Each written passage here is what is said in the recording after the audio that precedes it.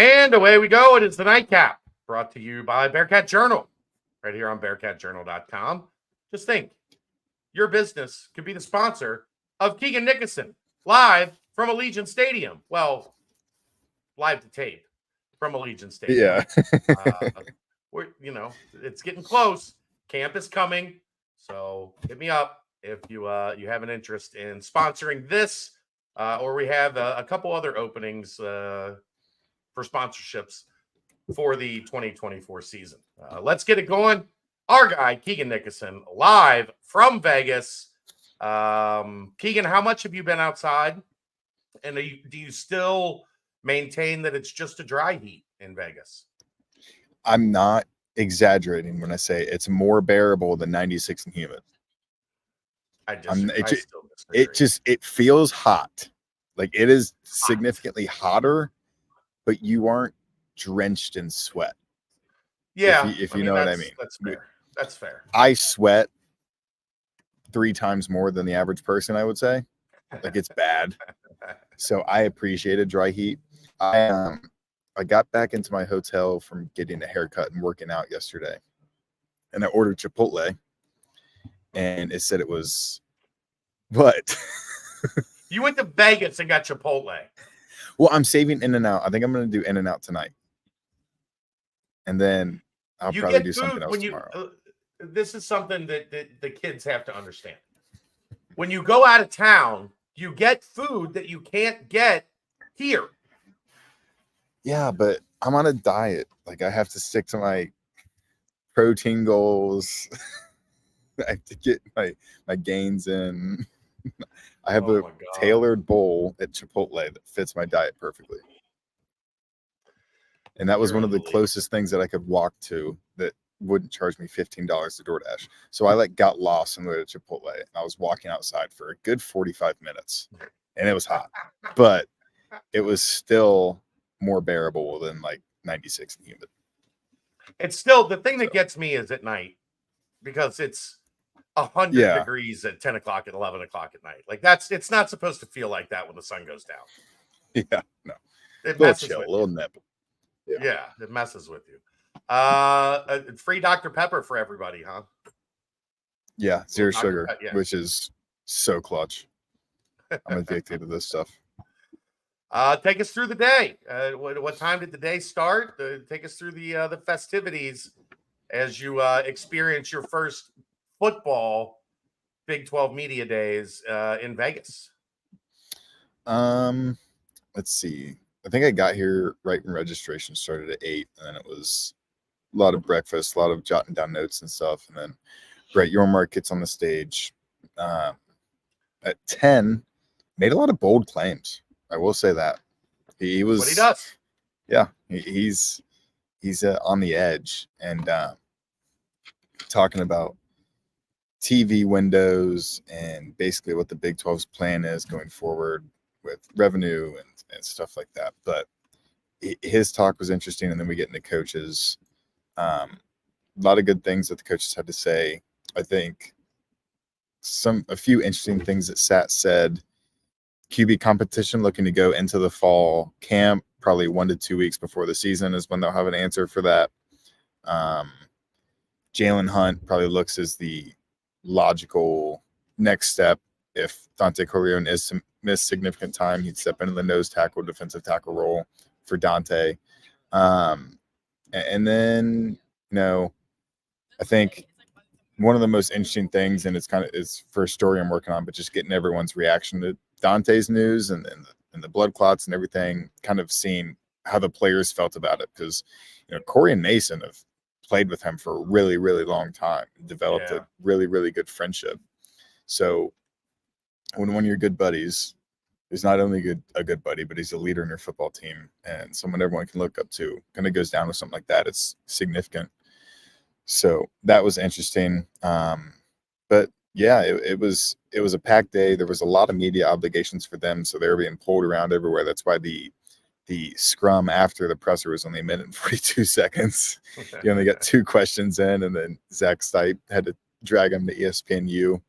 But it's been a fun day, and as crazy as it was today, I know with Coach Prime here tomorrow, it's going to be 3 times as crazy. So I'm looking forward to being back here tomorrow just to see what the environment's like. That's really nice of that boss of yours to let you stay the extra day. Yeah. He's all right. And he sent you party money last night too. Yeah. After I told him that I bought a $20 glass of wine that I thought would be 10. I think that might break your budget if you had one more. Yeah. So I guess it's a thing that people are upset that some fans, a segment of the fan base is upset that Scott Satterfield mentioned the Corleone stuff to a BYU outlet this morning. Explain to people that like there's like a Radio Row type deal, and that like coaches go through that before they do any of the media obligations. Like, I don't know what people are upset about on that front, but like there's more than just like sitting at the podium when you get here, right? Yeah, no, they all did multiple media and TV hits before Satterfield went up on the podium. I guess everyone just loves you so much that they wanted him to break it to you on a nightcap or something. Like, yeah, I'm thinking next year we need to look into. I told you that last year. I told you that after last year. You got to remind me of these things. You're like, all I think about during July is the live period. That's the only thing I think about. Right.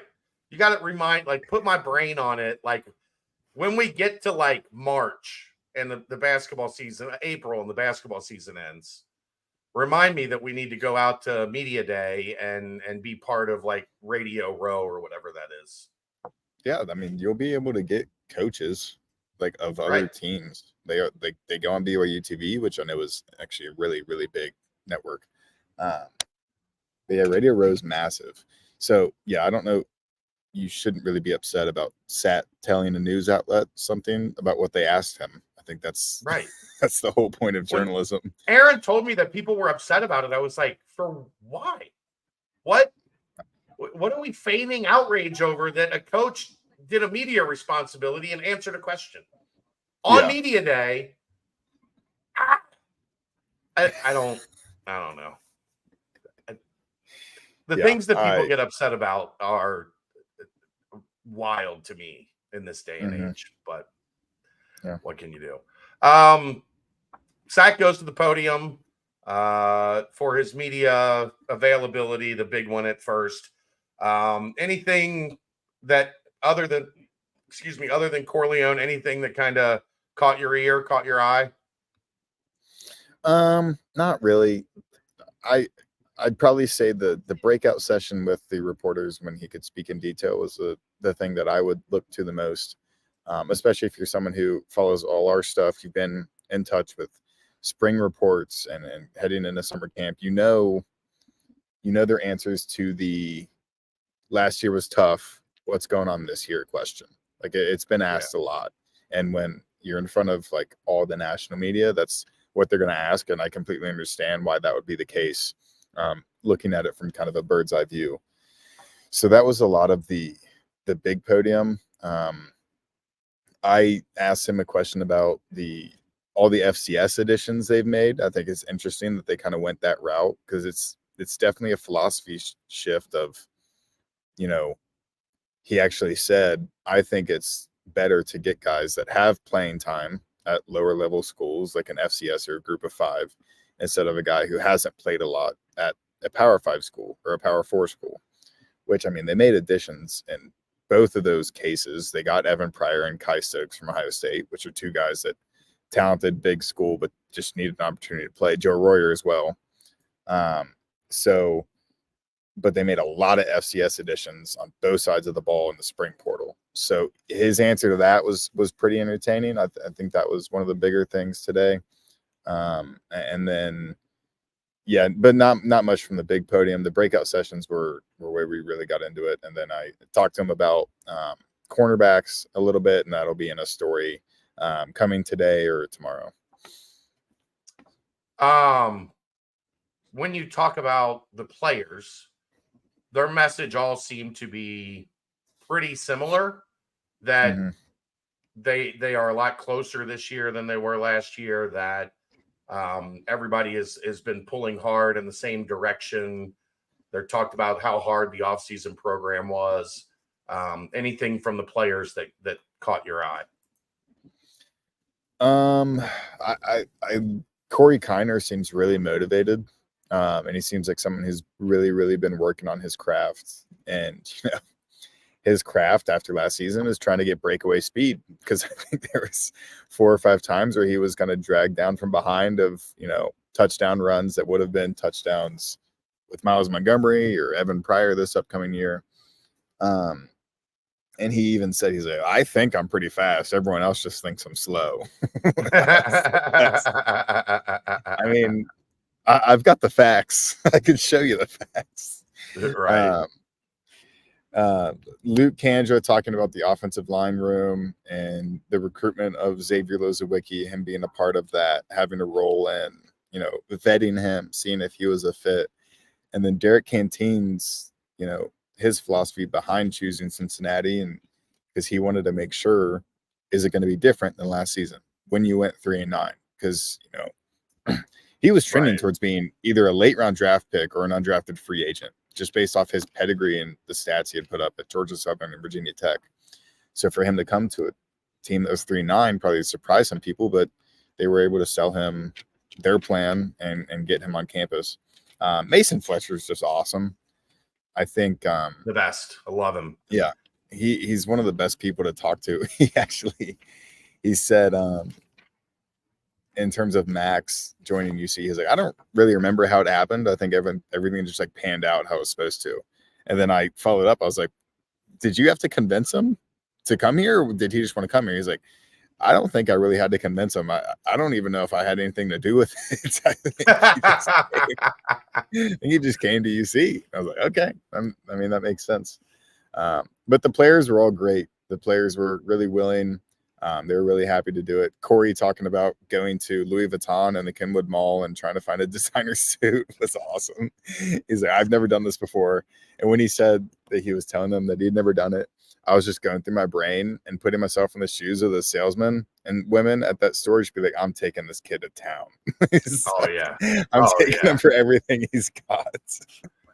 How much NIL did you get this year? Come in the back. We got some stuff in the back that, special clientele. When he said Louis Vuitton, I was like, oh, okay, Corey, you don't have to go off like that. The ESPNU lady complimented him, was like, you might be the best dressed here. And he's like, I got a little Louis, Coach Prime might have the Louis bags, but like, yeah. And he's got a diamond encrusted massive 21 chain. So what's left? You just kind of hang out tomorrow and bump around. Did you ask Matt Campbell about Tyson Veit at all? No, Neil did. Neil Meyer jumped on that in front of everyone and like the big podium. But I was planning on doing that.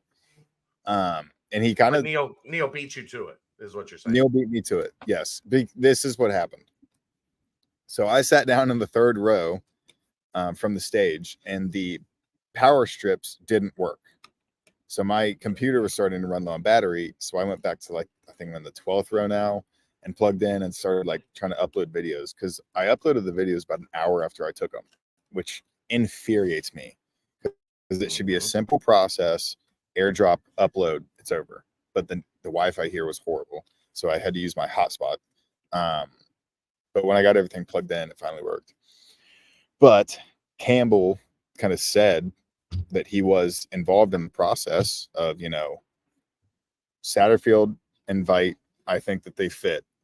So when this is proposed to him, and, they're talking about, or Satterfield's reaching out to him and being like, hey, I need a defensive coordinator. That guy that you've coached with for 9 years seems like he might be a good fit.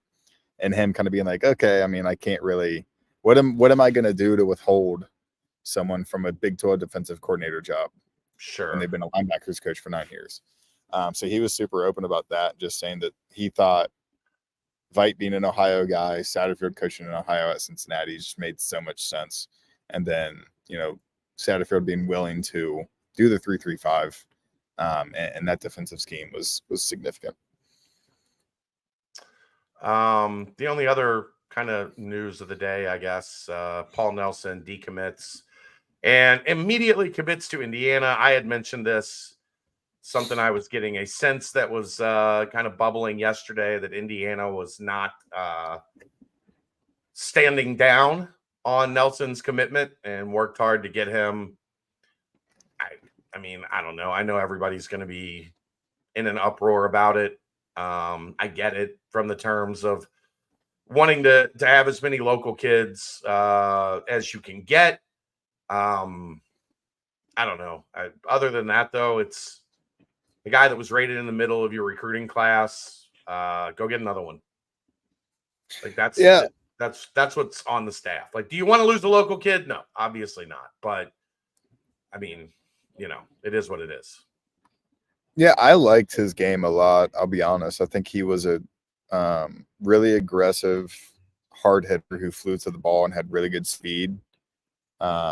Undersized a little bit, kind of like a Simeon Coleman archetype. So I think, it's definitely a loss, because anytime you get a commitment, that means Cincinnati thinks that they're good enough to help them. And anytime they leave, that means you lose someone that you thought was good enough to help you win games. But, this staff has good ties in states like Georgia and South Carolina. And, it could end up leading to something better if, the dominoes fall where they may. A kid decommits from Clemson and opens his recruitment, or somewhere in Georgia Tech, whatever. And then you get a good kid who can help you play. I have a question for you. Okay.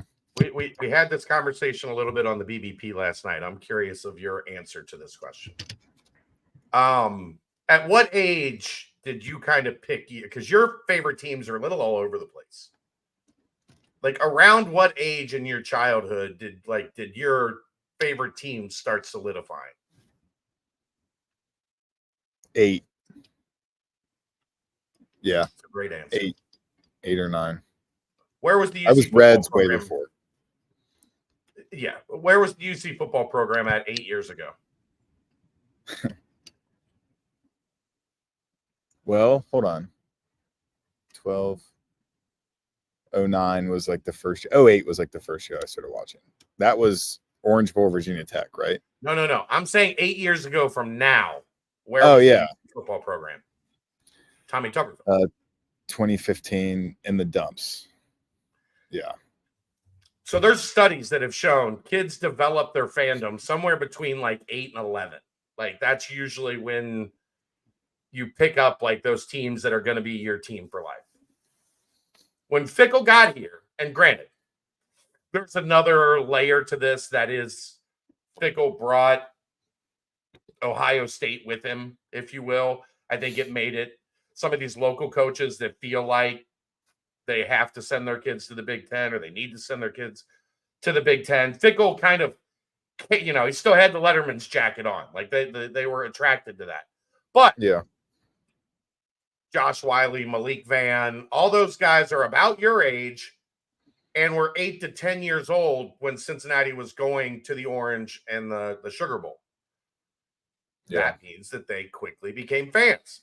These kids right now, UC was pretty much down in the dumps when they were in that age group. And UC is not Ohio State. They are not a fan base that is just legacy like you with the Reds. Like, you're a fan, you're in a Ohio State onesie like hours after coming out of the womb. That's not how Cincinnati is. Like, that's just the honest truth of it.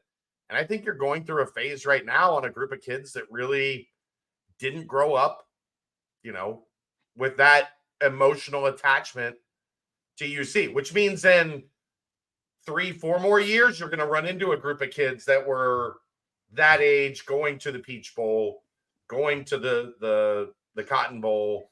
Like, I think some of that in this market is cyclical. Your thoughts? Yeah, it makes sense. If you can find the data to support that, it makes sense. There is a study that shows that that's when that tends to form in younger children. Yeah, and being a fan Like, I grew up a South Carolina baseball fan. Like, when I was 10 or 11, my dream was to play baseball at South Carolina. And like, I would have went there over anyone else, even if they Right. like LSU had offered me or Vanderbilt had offered me. Like, I would have went to South Carolina. Right. So I think that's a significant thing because that gives you an edge. That basically puts you in the driver's seat at the beginning of a Right. recruitment. Guys So, like Malik and Josh wanted to come here from the yeah, jump. Like yeah, Josh and Malik both turned down a lot of big places to come here because yeah, this is what they wanted. They wanted to get yeah, Cincinnati back to that level. So yeah, I don't know. It's just a yeah, theory that I think is kind of playing out in real life because I don't think a lot of these kids have that emotional connection that guys had, in 2018. yeah. So It's also the thing of, and I got in an argument in some of my group chats about this because guys are just like, they're not recruiting Ohio. Like, this is why Fickle was good. He recruited Ohio. And I was like, okay, Desmond Ritter was from Kentucky. Sauce Gardner was from Michigan. Alec Pierce was from Illinois. Tyler Scott was from Illinois. Like, who were the Ohio guys that led to that 2021 playoff? It was Wiley. Wiley was Ohio. Dylan O'Quinn was Ohio, but not Cincinnati. Malik Van, but he was hurt. Yeah. Um, Dante wasn't Jarrell playing yet. White. Jarrell White Yeah. was on, He was on a the piece 21 of, team. no, but he was on 20. Yeah. I'm pretty So sure. he helped. Yeah. I gotcha. Yeah, and he was But like, he was the first local commit, so he mhm, kind of started all of it. But yeah, yeah. And there's not as many Ohio guys as people think that they're, like Mike Warren was a big part of it, but he wasn't here for it. yeah. Jarrell wasn't here for it. Like, yeah, So, Ty and Van like, Fossen was Ohio. Deshaun Pace was Ohio. But yeah, your point stands. Your point's yeah. well taken. And Ohio State or Ohio high school football is extremely underrated. As in, I think it's a top 10 state in terms of talent that they I think consistently churn everybody out. agrees with that. But there's another echelon of what California, Florida, Texas, Georgia, and then Louisiana, Alabama, Mississippi offer. Yeah. That it really can't be touched. And then Ohio will fall in behind that. Ohio, Like, Pennsylvania, Michigan. yes, DMV area. Yeah. Yeah. And I think this staff has really good ties in Georgia. I think they have good ties in states like South Carolina. They've had some Florida. success in Alabama. So I think that you're in a good spot. And I am not necessarily of the belief that you have to recruit out of your home state. And if you're not doing that, you're failing. And even if they are, even like they are recruiting out of Ohio, like they're going after all these guys that are really good in the city of Cincinnati. Like, you can't say they're not recruiting them because they're making Final Fives, they're getting official visits, they're getting commitments, Right. and then these kids are flipping. Right. But I mean, if they go out and win 7-8 games this year, it's going to be transfer portal every year. Yep. It's going to be okay. They're fine. So. Yep. All right. Well, go get some in and out. Are you going to the 24/7 thing since they switch nights? I probably won't be able to. I want to finish the story before I leave here. I was literally, I had my suit and my pants on to go to dinner after the party. And then as I'm walking out, I'm like, let me check my email again to make sure I have the information correct. And then I got the email that it was switched. I was like, okay, cool. So What time do you leave tomorrow? I'm staying here tomorrow. I leave Thursday. Or Thursday, I mean Thursday. What time? 9 a.m. Then go out tonight. I want to get a story done, and that party starts at 6. 55 It's 5:05 my time. Yeah. 55 minutes. I'll try to stop by if I can churn one out quick. All right. Well, you have a good time. Great stuff today. And if you're not following Keegan, where can they follow you for your information and details tomorrow, sir? At K Nickoson 42 on X. And then make sure you subscribe to Bearcat Journal, and you'll see all the articles that are coming your way. All right, there you go. That wraps it up. We will. Are you good for the BCJ pod tomorrow night? Yes. Okay, we'll talk to you then. Okay. That's a wrap. That's the nightcap brought to you right here on BearcatJournal.com.